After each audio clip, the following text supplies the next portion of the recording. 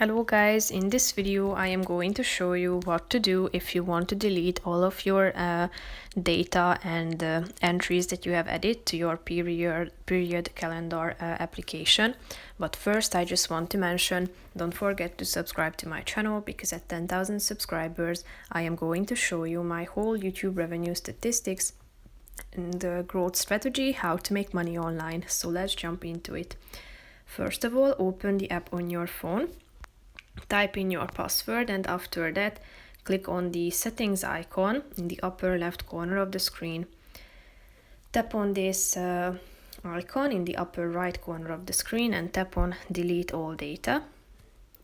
As you can see, there's a warning and which asks you, are you sure to reset app and delete all data?